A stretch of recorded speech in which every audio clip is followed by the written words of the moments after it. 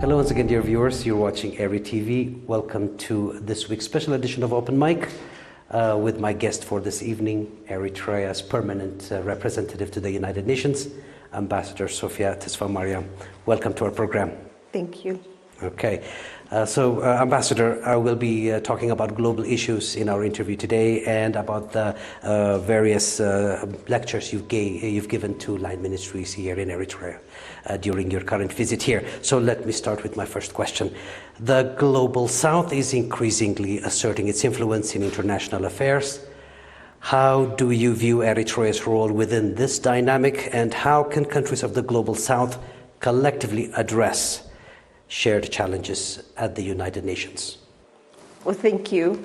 That's a very loaded question, a very timely one too. But the Global South has been coming together and responding to global challenges together. Most recently at the UN for the Summit of the Future, and 2 years preceding that, the Global South really raised its voice to say what are the issues that are of importance to us.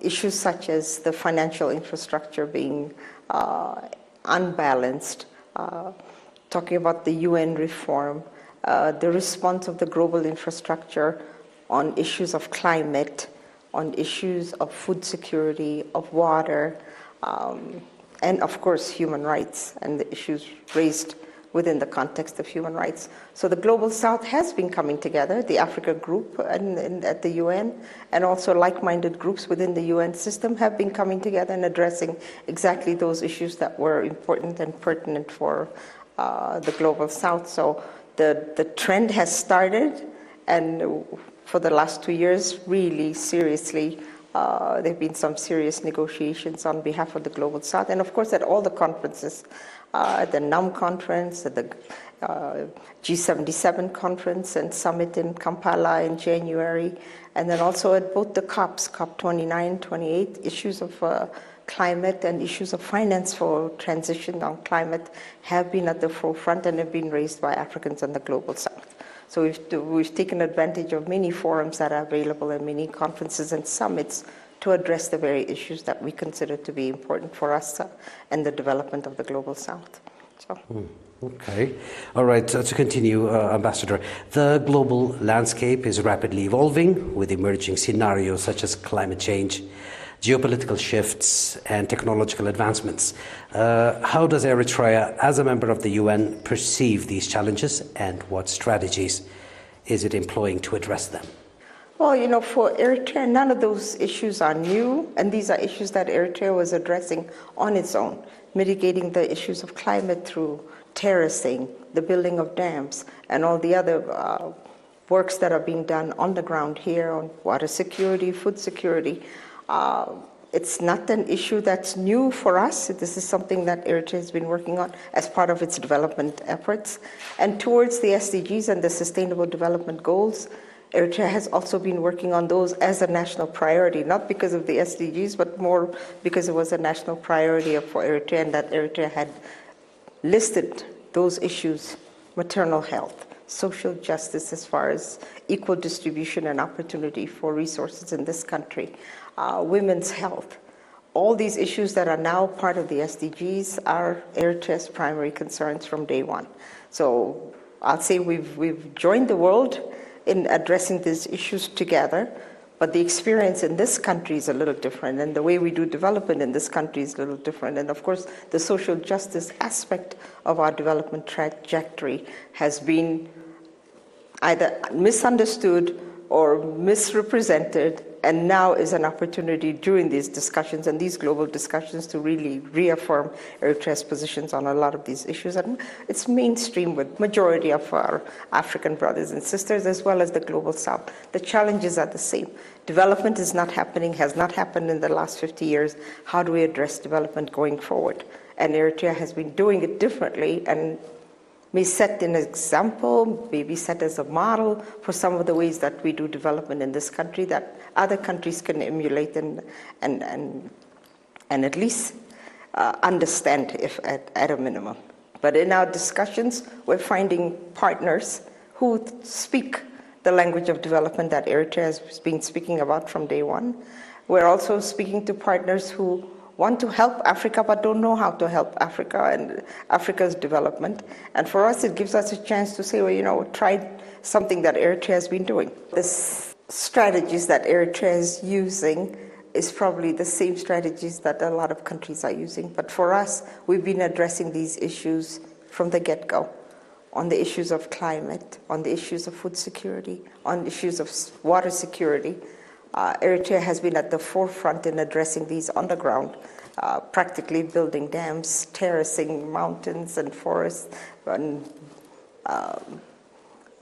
tree planting programs all over the country. So we've been addressing these issues on the ground, but the discussions are also global today, and we're participating in those global discussions at the different conferences and at the different summits. And the geopolitical changes that are coming place around the world, it was inevitable. And I think Eritrea also understood that these changes would be coming, because we've been calling for change into the international system and the way the global environment has been in the past, this unjust system that has prevailed for so many decades that had to come to an end.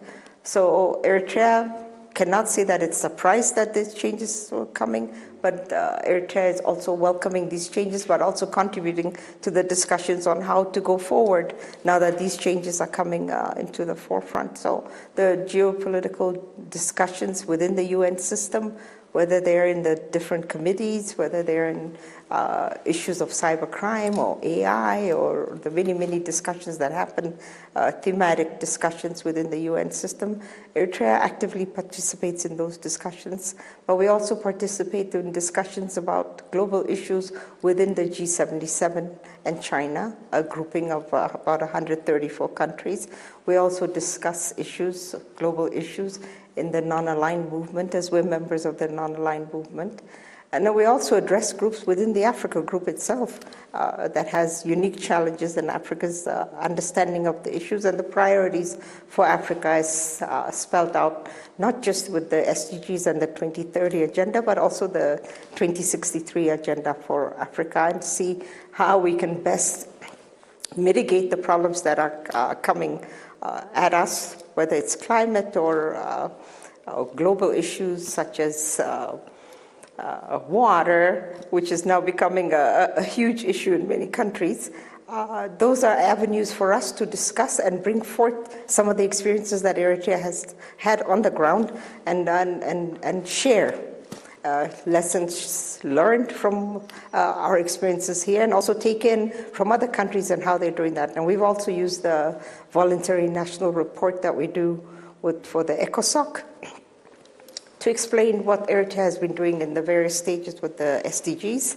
And that also gives us an opportunity to learn from other countries and how they're handling those issues, and tell them the Eritrean story also, and how we're handling the SDGs and the priorities that are designed for us there. So. Okay. All right. So, Ambassador, Eritrea has also at times taken position that differ from those of major global powers. How does Eritrea balance its national interests with its commitment to international cooperation, and what mechanisms are in place to ensure that its voice is heard at the UN? Well, Eritrea actively participates in many discussions at the UN, and I wouldn't say our positions are contrary to global issues. There are a few countries that dominate, that may not have the same voice as ours, but there's a majority, almost a mutual grievance society of ours, that also have voiced concerns that Eritrea has been voicing for many decades. So I wouldn't say we're alone in that sense, but every country at the UN advances its own national interests first. So we're not against one country or pro another country, but there are like-minded countries who see issues in the same vein, and so we try to work with those groups that think like us and see the context from where Eritrea is thinking and agree with us. Those are not countries that are necessarily opposed to us or pro-Eritrea, but we've created an understanding where we have a platform and we agree on the nuances that are being discussed. And those like-minded groups could be in the global south, and they could also be in the global north, depending on what the issues of the day are. So Eritrea maximizes its potential at the UN by making sure that it's visible and participates in the discussions that are of importance to us and priorities for Eritrea. So on issues of climate, on issues of food security, on issues of water security, on desertification, and peace and security agenda, the most important, on issues of sovereignty and territorial integrity, on Security Council reform, on issues of even the General Assembly reform and the general work of the UN. Eritrea actively participates and initiates some discussions also, just to get an idea of how many of us are like-minded in that context. So the platforms are there, the avenues are there, the forums are there, and we just use creative ways of making sure that our voice is also integrated in the voice of the UN. Okay, Ambassador, in your work promoting peace and understanding in the Horn of Africa, what specific diplomatic strategies does Eritrea employ at the United Nations to foster regional stability and address the conflicts? Well, I think we've been very active working bilaterally with the countries in the Horn of Africa themselves. Now we have IGAD at the UN, and that's another forum for us also to engage in. But then bilaterally also when we discuss with other countries and they ask us about the Horn of Africa and what the issues are in the Horn of Africa, we've been very good at collaborating with each other and cooperating with each other, and as Africans, and not only as Africans, but as Horn citizens, to try and tell the facts on the ground and what the stories are that are prevailing for the day. And I think where there was the notion that the Horn of Africa was conflict-ridden, I think we've been able to dispel that myth and say the Horn of Africa has had a lot of external intervention that have created the negative narratives and the negative nuances within our societies and within our peoples and governments. And I think it behooves us to tell the story and say, no, there are many things that we agree on. Yes, there's things that we don't agree on, and they are well entitled to see things within their own context and needs within their own priorities in their countries. But we have not been shy about telling them the truth about what Eritrea seeks in this region as far as peace and security goes, as far as integration goes, as far as cooperation with countries in the region to protect and safeguard the sovereignty and territorial integrity of all states that are in this region. So it's an ongoing process, and can't say that it's all easy. We've used culture as a way of bringing us all together, and we meet regularly with the Horn of Africa resident ambassadors at the UN and have discussions openly about what we can do to bring the voice, the image, and the narratives on the Horn of Africa to the forefront and give it the correct context. So, Ambassador, I want to continue with my next question. Considering your background, Ambassador, now, and passion for youth development, what message would you convey to young Eritreans regarding their role in shaping Eritrea's engagement with the United Nations and the broader international community? Well, with youth, and Eritrean youth in particular, we have an advantage because we have been raising awareness about the contribution of youth to development. We've been raising the issue of youth and politics in this country. We've been raising the issue of youth and development, and the youth in Eritrea play a large role in as far as the development projects go here. Creating an understanding amongst them and other youth in the Horn of Africa and other youth outside of the continent has been very important for us. And now for the youth to be able to tell their story in the UN lingo at the UN is another area where we need to push and we need to explore further. We have been bringing young Eritreans to participate in the UN dialogues with the VNRs, with the side events, with even the Commission on the Status of Women that's ongoing right now in New York. We bring the young women and young men to the UN Law Week. We brought a few Eritrean professional young men to come and see how the world is interacting with each other. What are the things that are important to a majority of the youth in the world?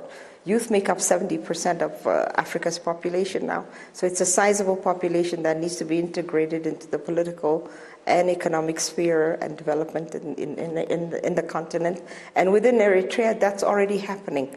How is it happening? How are Eritrean youth contributing to the development of this country? I think Eritreans know it, but the outside world needs to know it also. The national service, what does it mean? How is it contributing to the peace and security in this country? How is it creating an understanding between youth of the many different ethnic groups that we have here, religious groups that we have here? How are we maintaining the peace in this country? They're surveyors, they're engineers, they're the ones that are putting the solar panels, they're doing the construction of dams, national services in the ministries. You know, we have national service that are also working at our mission in New York. You know, we have national service youth all over the country, contributing immensely to the development of this country. And I think that's a story that needs to be told. And that's the story that the youth should be able to take as their own. It's their story. It's their courageous story that needs to be told. It's their story of dynamism that needs to be told. It's their story of ingenuity that needs to be told. It's their story of courage that needs to be told. And I think the youth can tell it, but we can find other venues also for creating platforms for them. And the UN has many platforms for youth and youth engagement. And I think the Eritrean story can absolutely be told there and told to a wider audience. And of course, I would love that because my purview and my always thinking is that with youth, you have energy.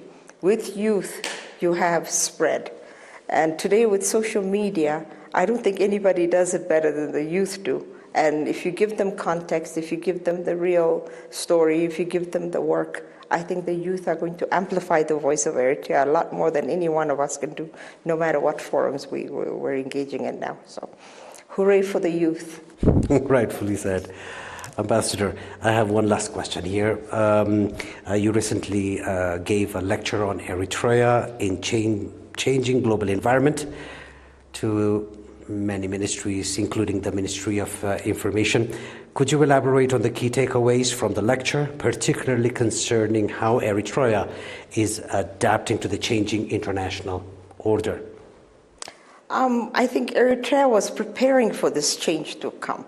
The changing world order, the global order, is what Eritrea has been asking for and wanting for a long time. Has it contributed to the change in the global order? Maybe we have in our own way and don't even know in our little corner of the world if what we're doing in this country has pushed forward some thoughts. Eritrea, to me, is living its best life at this time because, one, it's been vindicated for all the ills that have been said about this country and all the narratives that have been running for the last 2 decades have been brought to the forefront now. And we're finding out on issues of human rights, on issues of development, on issues of women, on issues of national service, and the many allegations that have been running against Eritrea for the last 20 years or so. At this time, Eritrea can sit back and say, okay, you foo-fooed all our efforts to protect this country. Why are you now having billions of dollars in arms, and why are you creating a national service program for your youth? Obviously you feel threatened. Obviously you feel that you need your peace and security to be guaranteed. Why not the small country like Eritrea? On the issues of human rights, what is human rights? People in this country are living in peace. One, it's the biggest trade-off is peace. Peace, stability, and security in this country you will not find in any other place. What about the food security and all the other basic human needs that the people in this country are striving for and achieving? What's lacking in Eritrea is development that all Eritreans can benefit from, and accelerated development. And to bring that to mean that Eritreans do not have basic rights, I think they need to look at elsewhere and see what actually human rights are about. And on those issues that they've been raising for the last 20 years, I think this year, this time, when the world is really changing, And the world is being able to look into itself and look at also at development in other countries and really see how development has been done here in this country. I think, for me, the word is, Eritrea feels vindicated. I feel vindicated. We've been saying these things from the very beginning. The infrastructure in the world is not fair. The Security Council is dysfunctional. The UN is not responsive to people. All these things have come to the forefront now. Look at Gaza, look at Ukraine, look at DRC. And why are people all over Mali, Burkina Faso, Niger, everywhere else standing up now and saying no to injustice and no to discrimination and misuse of Africa's resources? I think what Eritrea has been calling for, now Africans are calling for, and more of the global south is calling for. So I would say Eritrea has a great role to play in the future of this world and where it's going and the global order, and contribute to its correctiveness. We're trying to correct things in the way that we do global governance. And I think Eritrea will have a role to play based on its experience in the last 60 years. It's not because of wishful thinking, but because we've practically experienced a lot in this country that other countries can take away from and learn. So we will continue to raise our voice and raise issues that are of concern primarily to this country. But if they coincide with the needs and concerns of other countries, we're willing to share our experiences with them also and tell them this is how things are done in Eritrea. So can't be shy about that. Okay. All right, Ambassador, if there is anything you'd like to add, or if you may have felt like you did not elaborate more on a subject that we have here, now is the time, because we are taking too much of your time. No, I mean, I welcome the opportunity to discuss issues that are important to us and our country. But with the UN, I also want Eritreans to understand that at the UN, we're a member state amongst 193, 194 countries with varied issues. But sometimes you find yourself in the assembly and feel like you're actually in another country, because that country is speaking your voice. That country is saying things that are important to you also. And so for us to point fingers at the UN and say the UN is dysfunctional, it's like telling me I'm dysfunctional because I'm also part of the UN and we're part of the member states there. But I think if we look at it as who has the veto power, who are the big decision makers that are really putting the UN's face in a negative light, it's not the ordinary countries like ours. 187, 189 countries are exactly like us. But there's a few superpowers that give the UN a bad name. But the rest of the membership is struggling to fight discrimination, to fight poverty, to bring the SDGs to fruition, to achieve development and accelerated development at that, looking for peace and security in their region. So overwhelming majority of member states are seeking the same things, and for those who violate the UN Charter and do things that are outside of the Charter are a handful. And I don't want us to be associated as a UN to mean that it's just the 5 or 6 countries that are the most vocal or else wield the power of the veto. The rest of the member states also have very strong voices and strong opinions and strong suggestions and narratives on where they want the UN to go and the multilateral system to work. So that would be my last word. Ambassador Sophia, thank you so much for your time, and I know we have taken much of your time. Thank you very much. It's been my pleasure, and happy to see everybody again. And best wishes. Happy Funkel again. Happy Women's Day again. It's Women's Month just ended, and I had a fantastic time here the last couple of 6 weeks. So happy to come back next time. Again, thank you, Sophia. Dear viewers, that wraps up this week's Open Mic. It is good night from us.